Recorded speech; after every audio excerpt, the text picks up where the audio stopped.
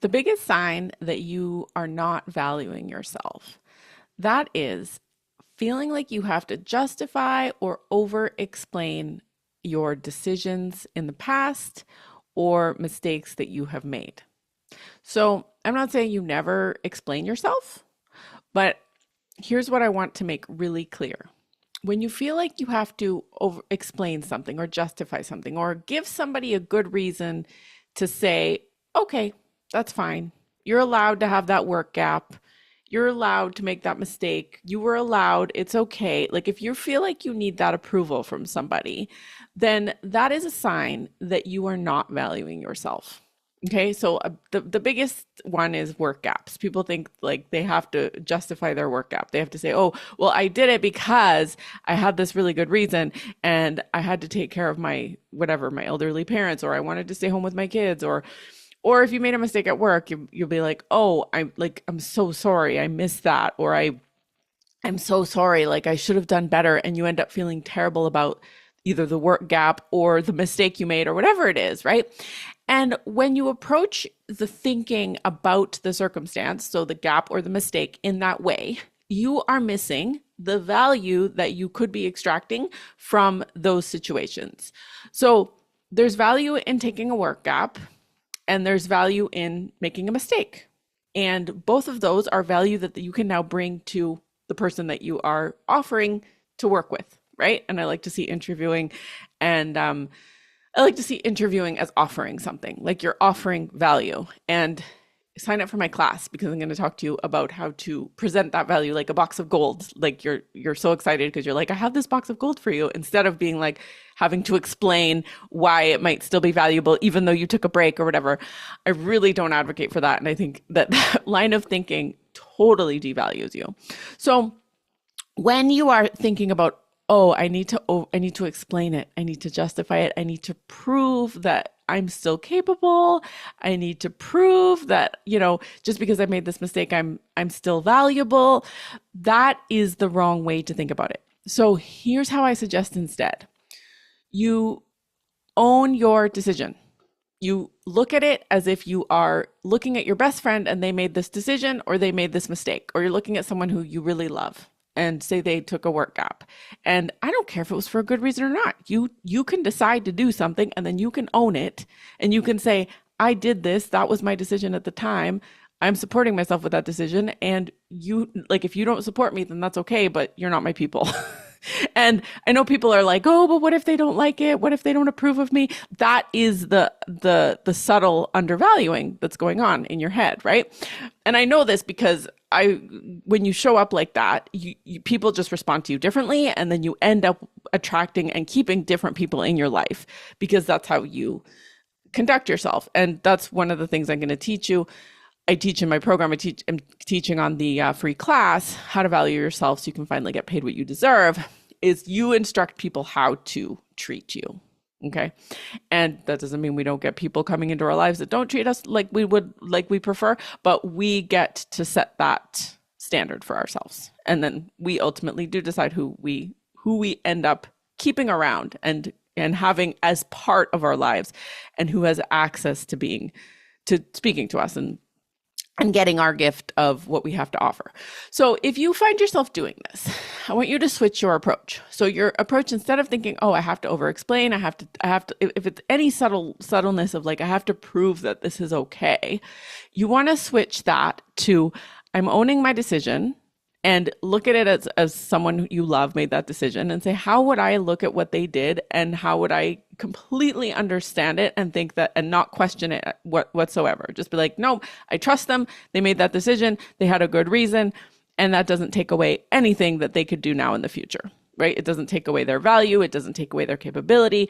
It doesn't take away anything. If anything, it adds to them because they have more experience now. They have had a real life experience that now they are a richer person. Their life has been enriched. They have more knowledge. They have more wisdom, and they have more value that they could extract from an experience, whether that be a work gap or whether it be a mistake, which are the two examples I'm just using. So I'll give you an example. When I make a mistake, I will always look at it neutrally. I'll be like, okay, that was a mistake. I wouldn't do that again next time. how would I want to do it differently next time? And what did I learn from it? And how is this going to make me even more valuable? Right? So I look at my 10-year relationship as that. I would say I would not enter that relationship again. How do I want to enter a relationship differently this time? And what did I learn from that? And what made me a much better, stronger person? And that framework just completely resolves any of the shame or the embarrassment or the problems that I might have had with myself for making that mistake. And now I bring that to the table when I'm speaking to other people, and I give them value from those experiences. And the right people appreciate that value and they want more of it and they want to hire me because of it. And the wrong people don't. And that's how it goes. And that's okay. Some people are like, oh, I don't care about that. Stop whining. I'm like, okay, well, this is just not for you. I'm not putting this out there for you. So the same with employers, right? You will come to them and you will explain, like, the best question people like to ask, because I work with a lot of hiring managers, is what was your biggest screw up? And they want to know, how the person screwed up and then what they learn and how they manage themselves throughout a screw up. That's what they want to know. They love hearing about that because that is going to tell them so much more about your character than any success you had.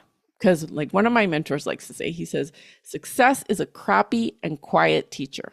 Success doesn't teach you a whole lot, but a mistake teaches you a lot more, but only when you have the wisdom and the focus to get the value from the mistake. Because what most people do is when they're beating themselves up, when they're feeling bad about the mistake, when they're trying to explain their way out of it, when they're trying to justify it, they miss the wisdom that was there to learn.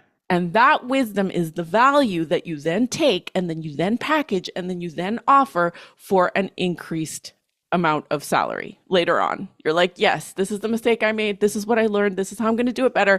And this is why I'm so glad that mistake happened, because now this has made me become the person who dove really deep into fixing this problem, or made me really skillful at researching these types of things, or made me so mindful of looking for these things before I made that decision, right? Like all this value comes from those mistakes. And I have another video on work gaps and how to talk about them. So if that part interests you, if you have a work gap, like a resume gap or whatever, check that video out. That will help you.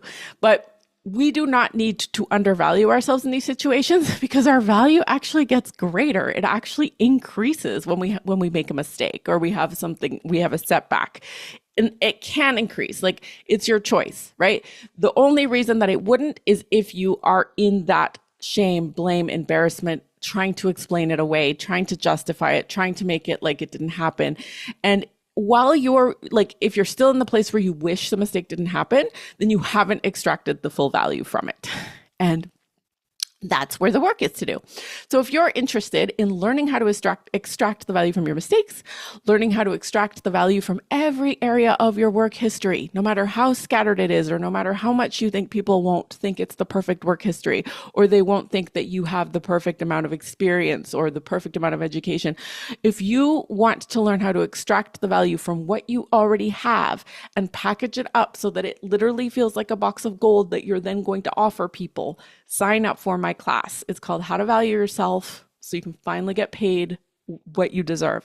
And you'll be able to sign up for that class below in the link in my link tree.